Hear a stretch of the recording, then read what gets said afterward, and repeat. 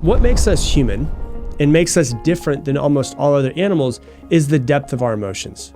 Animals do have emotions, but the difference between us and them is the level and the depth at which ours can go. And another really big difference between us and animals is how we can imagine a fake scenario, a fake future, good or bad, and we can get a emotional reaction from that fake future right now, good or bad. So like we can imagine starting a business and it's our first day starting this business, and we can start to think about, oh my God, what if this business fails? What if this happens to me? What if this doesn't happen to me? And we can start to imagine a future where the business fails, and we will feel those feelings right now in this moment. But we could also imagine, you guys have probably, if you're out there listening to me and you're a human, you've probably imagined some sort of sexual thought or sexual scenario, right? And you also noticed from imagining that future, your body still does something, right? So no matter what it is that you're actually imagining, good, bad, sexual, your body's going to have some sort of reaction to it. And that's just internally. Now you also think about externally, all the people that are around you, that you deal with, work, everything. All of that stuff is going to cause some sort of emotion inside of you. What it really comes down to is how do we actually understand, regulate, and use our emotions for good? Because let's be real. Most people's parents were not psychologists that taught us exactly how to understand our mind, understand our emotions, and they probably didn't have really high emotional intelligence. Maybe they did. If they did, you're lucky. But most people didn't really have that. And so really it's something that's a skill that we need to develop. And we're going to talk about, like I said, something called emotional intelligence, which is really just the ability to identify, understand, and manage your emotions. Those could be our emotions, but they can also be other people's emotions as well. Once you become more emotionally intelligent, you can actually start to help other people become more emotionally intelligent. If you have children, or if you're a manager, or if you have people that you surround yourself with, it is very important for you to understand your emotions and upregulate your emotions and your calmness and your emotional intelligence so that therefore you can help other people around you as well. I think that this is a skill set, and the reason why I say it's a skill set is it's really something that you can improve at. And it's really something I think everybody listening should want to be better at. It helps you with better decision-making, manage relationships that you have, conflict resolution. And it's also really a key factor to your personal success, but also your professional success. So you need to understand your emotions and not act like they don't exist. A lot of people like to just kind of not look at their emotions. They throw them off to the side and like, no, those aren't there. I'm just a robot. You have to really understand your emotions. And some experts even say that emotional intelligence is more important than cognitive intelligence when it comes to overall success, happiness, and well-being. And the good thing for us, fortunately, is that unlike IQ, emotional intelligence can be developed and enhanced, which is why I call it a skill set. And so today we're just going to basically go through a really simple 3-step process to help you develop your emotional intelligence. Cool? So the first thing is self-awareness. You need to understand your emotions. I feel like I talk about self-awareness almost every single episode, and it might be the most important skill for someone to have because you cannot change something if you are not aware of it. And so what you really want to do is start developing your own self-awareness. A lot of people think they know themselves, then they start reading books and they get into self-development, and then they go to a therapist and like, holy shit, I didn't know myself at all. There's all kinds of things happening in the background. There's my 5% conscious mind. There's my 95% conscious mind that's kind of running a program that has so much conditioning that was making me act a certain way, that was making me feel a certain way, that was making me think a certain way. And I think that this is really something for us to think about is with all of the technology and the stimuli that we have all day, every day. We have phones, we have TVs, we have social media on our phones, we have text messages, we have computers, we have emails, we have other people in our lives, all of those things. Most people are really unaware of themselves because they are so busy doing things that they never take a step back and actually think. They're too busy in the 3D realm of everything externally versus kind of taking the mirror and putting it on ourselves and saying, well, why am I this way? What is it about? What is it about my relationship with my mom that made me this way? What is it about my relationship with my dad that made me this way? Are there any traumas that I haven't gotten past? Is there any people who died in my life that I didn't even actually grieve? And so therefore, because of the fact I didn't grieve it, it's like this well of emotions that's stuck inside of me that comes out only when I drink or whatever it might be, for whenever I get angry. And most people, because they're so busy, are really unaware of their deep unconscious reactions and the actions that we take and why we take them. And so you could take two people who have the exact same life, two twins, and they could be two completely different people based off of the thing that happened to them, but then also how they react based off of what happened to them. And if you don't take a step back and actually start to look at this, you don't really know how it's affecting you. And when you don't know how it's affecting you, you also don't know how it's affecting other people. And that's why I always say in the podcast, when you're in the jar, you can't read the label. You've got to take yourself out of the jar to be able to read the label. You've got to take yourself out of your own head and start asking yourself really deep questions. We've got to get out of the jar more. We've got to calm ourselves down a little bit and say, why did I act that way? Why did I have such an emotional reaction to what she said to me? Why did I freak out on that person? Oh, I just have a short fuse. No, you don't have a short fuse. That is actually something that you've built up over years. You weren't born with a short fuse. And self-awareness is really the cornerstone of emotional intelligence. It's the capacity to really start to recognize and understand your own emotions, your motivations, your actions, your patterns of behavior, because we all have patterns. We're just literally people that just go and do patterns all day long, depending on what happened to us in our past. You know, if you have a parent who's very calm, someone might cut you off in the road and you have no problem with it. You're like, oh, that guy must have to poop, so he's really in a hurry. So, all right, you cut me off. But if you have a parent who has a short fuse, or someone who freaks out at people when they cut them off, and then you freak out when people cut you off, that is a pattern. And you've developed that pattern from somebody else. How aware are you of your patterns? And that really what it comes down to is being aware of what you're feeling, why you're feeling that way, and how those emotions can affect your decisions and your actions, and then also how your emotions affect other people around you as well. And so let's talk about how to develop more self-awareness in your life. So stress is an emotion, and that is a pattern. Something that can happen to me could make me really stressed out. The exact same thing could happen to you, and it doesn't stress you out at all. And so a stress journal really helps with you identifying your triggers, understanding your emotional responses, and eventually help you develop coping mechanisms. And the idea more than anything else is to learn yourself. I always say knowing yourself is based in the past. Learning yourself is based in the present. So you sit down and you ask yourself, when you start to have a heightened emotion, what is it that's triggering you? Why do you feel that way? How do you feel? What can you do about it? And you'll start to learn more about yourself than you ever have. You'll start to see triggers before they actually come up.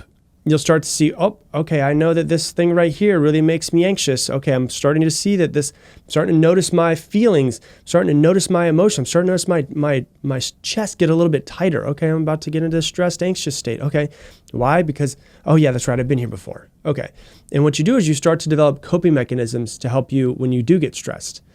And one thing that I recommend is when you get triggered in some sort of way, whether that's pissed off, whether that is sad, whether that is angry, whether that is you just have a full-on breakdown, or you disconnect, or you bypass any of those things. When you get triggered in some sort of way, the point of this journal is to get curious and have it with no judgment. Instead, take really compassionate and curious approach. The same way that if your friend came up to you and said, hey, can I talk to you? Like, I'm really dealing with some stuff right now. You're like, yeah, absolutely. Okay, well, he said this to me, and I just went off the rails. And I don't like that I did that, and I'm really trying to figure it out. Can you help me out? You wouldn't be like, oh, well, this, and you wouldn't like throw judgment and shame and guilt at your friend, but you'll do it to yourself. So really what it is try to be able to journal through these things without emotion, without judgment, without guilt, without shame, because those things don't help. And so journaling this way can help you understand yourself, and it can also really be a great emotional release to dump all of your feelings onto a piece of paper and work through them. Because when it's in your head, it's really hard to figure out, like really hard to figure out. You're feeling a lot of times people are like, Rob, I don't know why I feel this way.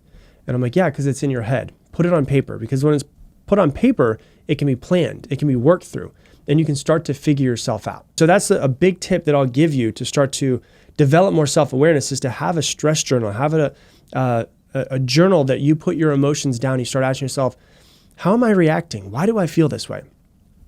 Then when you notice yourself in those moments, slow down in the moment The subconscious brings up, there's something called automatic thoughts they talk about in cognitive behavioral therapy, where it's an automatic thought and it's so automatic that you don't even notice the thought. You don't even recognize it most of the time. Usually we don't recognize the thought, we recognize how we feel. We notice the emotion. And so what you want to start to do is slow down in the moment when you feel that way. And what am I feeling? Why am I feeling this way? And you start to actually work through those things and you just kind of slow yourself down. Chill out a little bit. Stop being so go, go, go, go, go all the time. Another tip that I'll give you for being self-aware, which I know most people listen to this podcast, you're not going to do this because it scares the shit out of you, because it's a hard one. Go to people who you love. Ask around what they notice about you. They will tell you things, I 100% promise you, that you might not notice about yourself. You think that you know yourself a lot of times, but you don't know yourself until you get feedback from people who know you well. So you can sit down and ask your friends, you can ask your family, you can ask your spouse, you can ask your children if they're old enough to be able to talk to you about it. You can ask for colleagues for feedback about your behavior, about your reactions. And really, once again, I know most of you guys are not going to do this, but if you do, it will absolutely change your view on yourself, because there's a lot of things that are going to pop up and you're going to go, oh my God, they're so right. I didn't even realize that I do this. And so that's the first tip, is to make sure that you become self-aware of yourself. The second thing, once you become aware of your emotions, is self-regulation. So now that you're aware of your emotions, now we've got to figure out how to manage those emotions. When I say manage your emotions, I don't mean push them away, act like they don't exist, any of that stuff. I mean manage them as far as how to start to work through them, because an emotion is something that's coming up in your body. Your body wants to release this emotion. If you just push it away, it's like throwing something on the carpet. You could throw it under the carpet eventually. You're going to get to a point where you've thrown too many things on the carpet, you trip over it, you hurt yourself. You say something that you don't want to say, you react a certain way. And so really with self-regulation, I think I've been thinking a lot about recently is self-soothing. Self-soothing is something that is naturally built into the human system. When you look at a baby, they know how to self-soothe. It's pretty wild. They know to suck on their thumbs, or they suck on a pacifier, or they will cry until their mother picks them up because they want to be soothed in some sort of way. They have a heightened state and they're trying to bring themselves back to homeostasis, just normal. Young children do the same thing as well. Young children will have a stuffed animal that makes them feel like they're soothing, or they'll have a blanket that they carry around that makes them feel safe. As adults, most adults that I know don't, number one, they don't know what self-soothing is. And number two, they definitely don't have any form of self-soothing that they do for themselves. And we're not taught how to do so, because frankly, most of our parents are not good at self-soothing on their own, and they don't know how to do it in their own life. So it probably wasn't taught to you. Self-soothing is really just a practice to be able to get yourself from a heightened state to a calm, relaxed state, back to homeostasis. And it's the ability to be able to regulate your emotional state regardless of your circumstances. So how do you do it? Okay, the first thing is this. When you feel a heightened state bubbling up inside of you, we all know the feeling of it just kind of coming up, right? What you want to do is you want to pause. Pause before you do any sort of reaction. When you feel a real strong emotion, especially a negative one, don't immediately react. Viktor Frankl, who you've heard me quote many times in this podcast, wrote an incredible book called Man's Search for Meaning. He was in Auschwitz as a prisoner in the Nazi camps, and he was a psychologist before. And he has this quote of saying, between stimulus and response, between something happening and you reacting, so between stimulus and response, there's a space. And in that space lies our freedom and power to choose our responses. And in our response lies our growth and our freedom. So if you want to be free, what you want to do is be able to emotionally regulate, to choose your response. That is where you're really trying to master yourself, to pause and to notice your state changing, and then make a conscious decision of what you want your next action to be. And then what you want to do is you want to breathe. Our breath rate, the depth and the pattern of it, is the first thing to change when your emotional state changes. There's been many studies on this. There's a Japanese study that was done at Showa University in Yokohama. I hope I said that correctly. It indicates that 6 deep breaths in a 30-second period can help lower your heart rate and your blood pressure. Dr. Hubert Benson at Harvard Medical School coined something that was called the relaxation response. And the relaxation response is stimulated through deep conscious breathing. And so usually the very first thing to change is, as soon as you start to feel the emotions bubble up, is your heart rate goes up, your breath rate goes up. So you're trying to calm yourself back down. Deep conscious breaths to allow yourself to go from a heightened state to a calmer state. Why? Because when your emotions are high, your logic is low. When you get really emotional, your brain actually starts to react differently. You stop sending as much blood to your prefrontal cortex, which is the executive functioning thinking part of your brain, because you're thinking that it's actually fight or flight, like shit's hitting the fan, I got to do something. There's no reason to be able to think through things like a math problem, right? So that's why you can say something when you're really pissed off and then you're like, yeah, I probably shouldn't have said that to her. So when your emotions are high, your logic is low. Breathe, get yourself back to a calm state. One way that's really good to train this muscle, quote unquote muscle, of going from heightened state to calm state and allowing yourself to self-soothe is actually something that I do a lot when I work out. So I work out at home. We have one in our gym. We have a gym in our garage.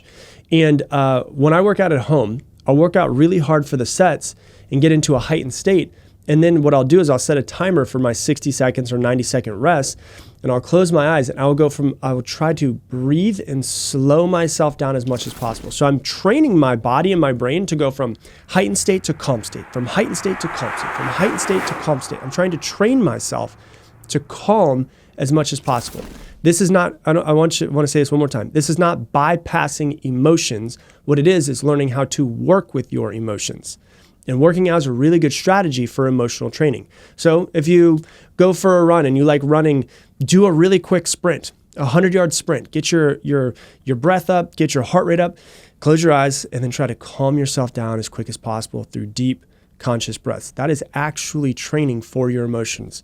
So that's the thing that you want to make sure that you do. How can you develop some form of self-soothing? Self-soothing to get yourself from a heightened state down to a calm state. And then the last part of that is adaptability and being more flexible in your emotional responses. Emotional training is just like training a muscle. The more that you train it, the stronger that it's going to get. You are not going to be able to change the world around you. I think that a lot of people's stress and anxiety comes from them wanting the world to be different, but the world is not different and they're not going to change the world.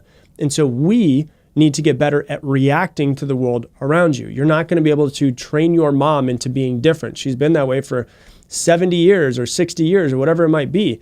80 years. And so instead of trying to change somebody, what I want to do is change myself around that person.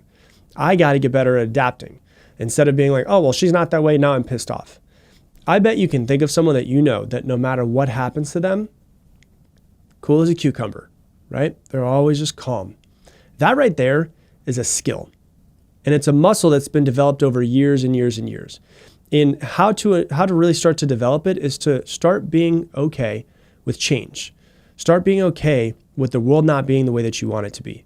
The only thing constant in this world is change. So instead of resisting changes and just white knuckling your way through life and holding on as tight as you can, try to view that as an opportunity for growth and see it as, okay, this is the way that it is. I remember I had a coaching client like 7 years ago, and she had this boss that was just terrible. She used to tell me stories about how she would come in and yell at her and the stuff that she would say.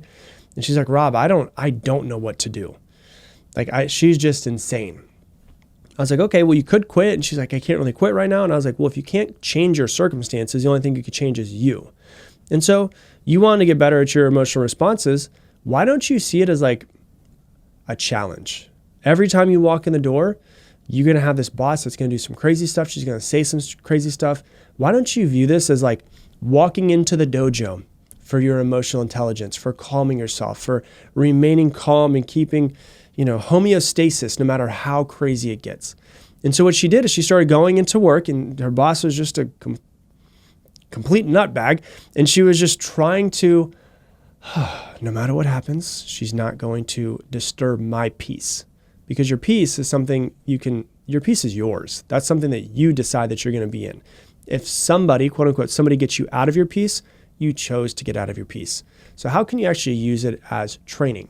Some of you guys hate going home, holidays, things coming up.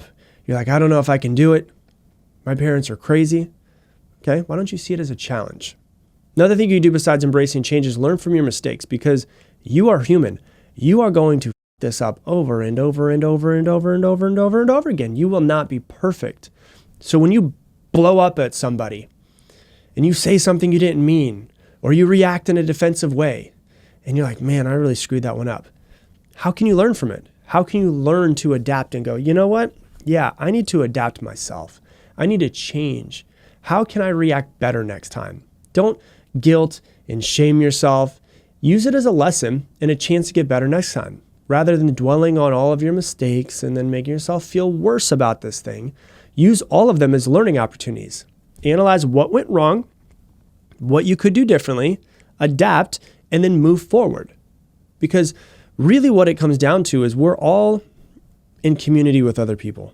And especially if you're a parent, this is something that you should definitely try to work at. You know, your children you're in Walmart, and your children has your child has a meltdown in the middle of the ice cream aisle. Okay, this is my chance to calm myself. This is my chance to try to center myself. And from there, what you're realizing is that you're not just helping yourself, you're also helping your children around you, the people around you, understand themselves. And a lot of times, this is what tends to happen with people. I hear this all the time, is when you start to work on yourself and you start to get closer and closer and closer to mastery of yourself, the people who are around you start asking questions. Hey, I notice you're getting really calm. Like, what are you doing? I'm starting to get really anxious recently. And that's when you can really start to help people. You can't change them. You can change yourself and be an example of what they could be. And then hopefully they can come to you and start to ask you questions. You can help your children through this. You can help your friends through this. You can help your family members through this. You can help your spouse through this. But really what it comes down to is you realizing that your emotions are what make you human. How can we master them? How not bypass and deflect them off somewhere else? How can we master them? How can we work with them? And how can we use them to our benefit in our lifetime? Hey, thanks so much for watching this video. YouTube thinks that you should watch this video next based off of your preferences. And if you want to make sure that you don't miss any more videos, hit that button right there to subscribe.